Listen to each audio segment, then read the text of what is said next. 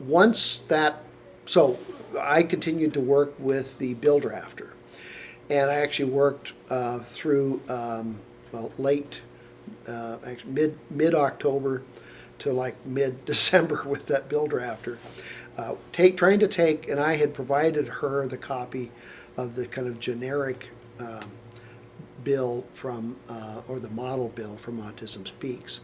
And then she began to work with that. There had to be a lot of cross-referencing. So when you look at the bill, there's really section 1 really is the meat and potatoes of the bill. All the other sections are cross-references and changes that come in other statutes so that you have consistency in statutes. You can't have contradiction in statutes that's going to end up to real failure of the law. So there's a lot of other stuff in there that seems to be, kind of questionable. Originally, the thought was, there was a recommendation that came from Legislative Services, was to take autism out of the definition of severe mental illness. So that was originally put into the bill also, amending that out, because that seemed to be a contradiction. Is it a disability? Is it a mental illness? In terms of insurance statutes, it can be complicating. I'll come back to that in a little bit later, because as it turned out, that really complicated things, and we had to ultimately we had to put that back into the bill. So I guess we can leapfrog into the start of the session. The bill gets introduced once it's met muster. Parents came up for kind of a rally day in mid-January in the rotunda, and went around and met both House representatives and senators, and they carried the bill around, the version that Senator Gillen gave them, and got all kinds of additional co-sponsors from the House, and as well as from the Senate. So there was and what was interesting is there was an unusual mix of both Republicans and Democrats standing up for this bill. And it's also interesting to me that Senator Gillen brought her particular experience and strength and kind of the alliances that she had, whether it would be with labor or with business, other kinds of constituent groups. Senator Brown brought a really strong voice, both with constituents, with business, particularly the business community. This bill was, it was opposed by the Montana Chamber.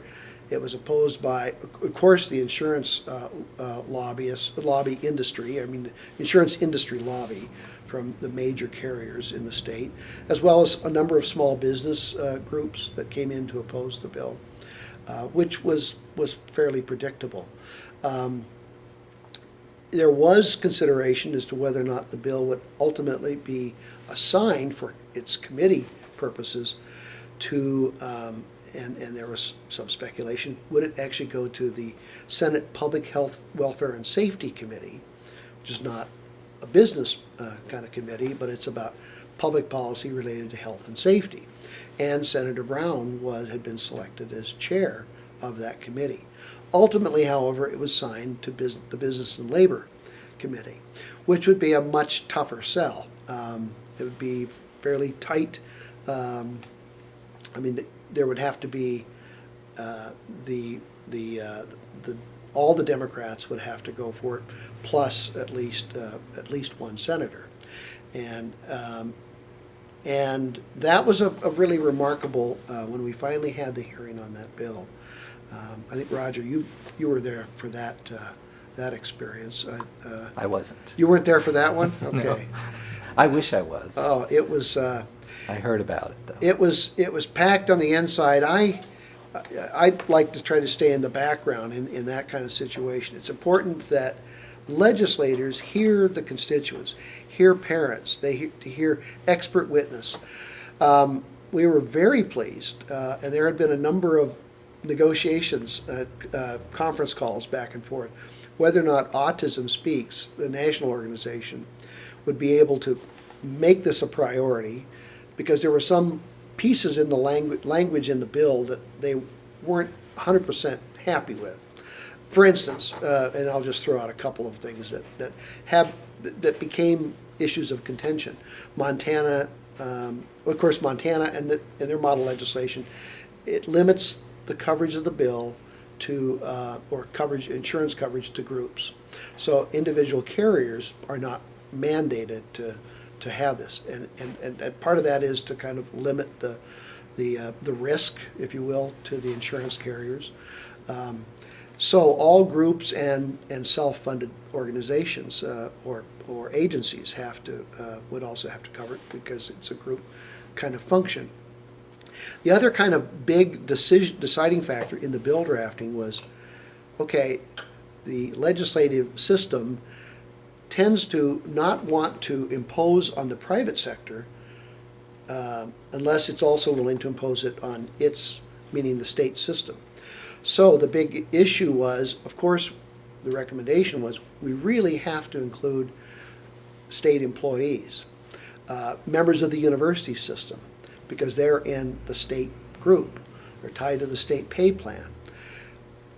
What that triggers is it necessitates a fiscal note, because the fiscal note in any bill that has a fiscal impact on the state budget has to have an analysis to determine what the cost will be to state funding, state general fund or state special revenue. What that meant was that would surely require that it would have to go through some sort of appropriations process. So even if it passed out of the committee, the primary committee, and it goes to the floor of the Senate, even if it passed passed onto the floor from the committee and was passed on the floor, then it would have to be referred to, in that instance, Senate Finance and Claims. For that, and that committee looks at the bill primarily from the standpoint of how do we justify the cost, the pros and cons of that. So that was going to be an issue. And I think, there was the pros and cons back and forth. I really think that it does make sense. You can't really impose on the private sector unless you're willing to, bear the burden also for others. So nonetheless, that's how the process started. Autism Speaks wasn't too happy about, therefore, as a result of that, we established a $50,000 annual cap. And then that was the first thing they weren't really happy about. And then the second was that we said it would end at age 18. And that was one of the final pieces in the final initial draft of the bill. But they did decide to go on board and to support it. And then when we came up for hearing, Lori Unum, who is general counsel for Autism Speaks, who used to work for the U.S. Department of Justice until she had a child born with autism spectrum. And now she works solely on this issue and works with state legislation. So she came out and was an important testimony on behalf of this. One of the interesting aspects that began right from that initial Senate committee hearing in Business and Labor, that from my standpoint I thought was critical. They needed to hear from the state as to what the costs are if you don't do early intervention, if that is not provided for.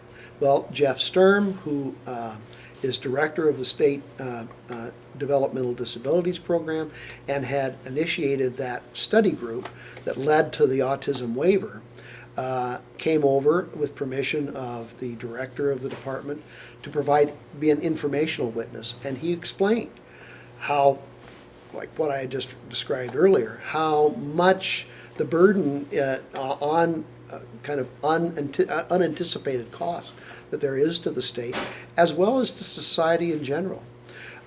It was, and he described that they were in the process of developing an $800,000 annual cost plan for a young man that had come back to the state.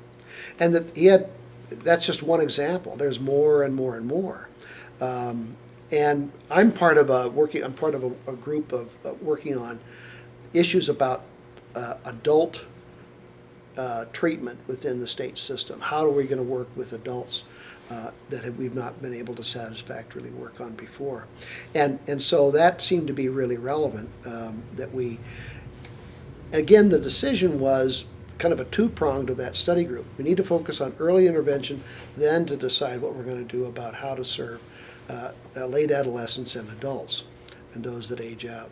So, well, I think I've kind of described some of the key components of the bill, that it provides, it lists the basic kinds of therapies that it will provide. It limits up to $50,000 a year. It describes that it's groups, though I think those are probably the kind of the critical issues. Well, the fiscal note came in very, very high, and I can understand the administration, the executive branch, is required to do, and that's coming from the state agency that oversees state health plans. They have to probably anticipate the worst case scenario. And if X number of children are identified before age 18, et cetera, what's it going to cost on an annual basis? State payment for premiums. And so that became a critical issue. I'll probably just leapfrog through that enough to say that Autism Speaks generated in its own independent contract with an actuarial firm, did an independent analysis that came up with a significantly different version. And specifically, here's the differences. The state said at a minimum it would be $12, $13 more a month in individual premiums, and the national actuarial that Autism Speaks had retained said it would be about $12.70 increase per year. So there's quite a spread. I can't begin to tell you the number of discussions and arguments that ensued as a result of trying to get correction on that adjustment. The result of that was the first meaningful amendments to the bill. And how it was amended was, the decision was we would leave the $50,000 cap up through age 8. And then age 9 up through age 18, there would be a $20,000 annual cap. And that's what the law now says. Provides, because again, the focus is on greatest amount of resources for early intervention. Realizing there will need to be, and that the actuarial study says the costs decrease. If you have early intervention, then the costs decrease as the child ages and moves into adolescence. Much less severe or strong intervention. It's more or less follow along kind of support and maintenance, and then they age out of that insurance coverage. So there's a certain rationale to say $50,000 a year up through age 8, $20,000 a year up to age 18, and that's how the bill came out. Well, amazingly, as I said, we got the bill by one vote out of the Senate Business and Labor Committee, and I have to say it really was profound to hear Senator Roy Brown, who has and emphasized his opposition to insurance mandates, but that this made sense. It made sense financially, as well as the impact upon families, and if you hear the stories from families who do whatever they feel that they have to do to try to get treatment and services for their child, and they don't have any means to really pay for it. Take out a second or third mortgage on their house, whatever it takes. But we've heard heartbreaking stories, but nonetheless, parents, they want that intervention for their child when it makes the biggest impact. And I was amazed all the way through the process. We heard families, they're moving stories, hardworking folks. These are people who are coming in saying, look, we've gone through your schools, we've gone to college, we've rolled up our sleeves and gone to work in the community, we pay our taxes, we pay for our insurance. We're not asking for a handout.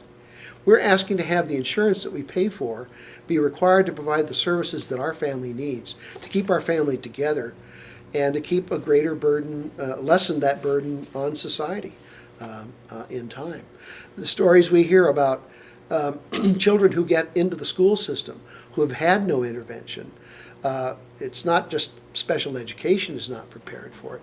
General education is certainly not prepared for it. And the acting out that occurs, the behaviors that become unmanageable, stories that I've heard of providers, like in Missoula, police officers having to come in and bring a child out of school when they get to be, and as more than one parent has said, I don't want my child to be 12 and 160 pounds, and I'm having to deal with him like he is when he's 2 years old and 25 pounds or 30 pounds, because I can't imagine it. Well, those are the kinds of circumstances that families really encounter in Montana and all across the country. I haven't said anything about the amazing statistic, which Pluck is so well familiar with.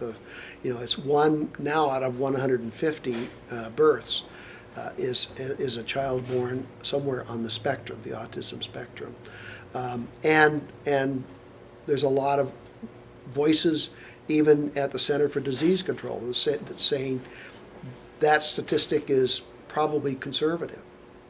The high prevalence among boys. Why is that? Why is it now? There's all kinds of speculation. I personally and professionally believe that and because I have known this going back 20 and 30 years working in the field, there are people that I knew who came out of Boulder River School and Hospital in the 1970s when they deinstitutionalized, and they had been sent there as mentally retarded, and they were autistic. They were somewhere on the autism spectrum. In some ways they adapted, in my opinion, to a state of mental retardation. And functionally that's when they got to their 30s and 40s and 50s, when they were finally institutionalized, their intellectual delays and deficits were significant and profound. So I think some of it is that we've not had the adequacy of diagnosis.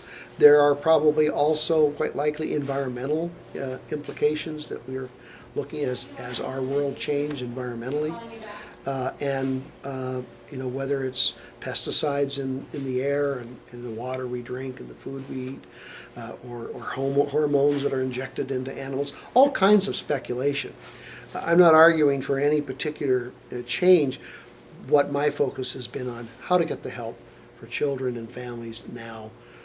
We can speculate and I'm going to leave it to others to decide what's the best way to intervene and prevent further, or to try to reduce the prevalence. But our organization's concern, Easter Seals, is how can we help children and families right now.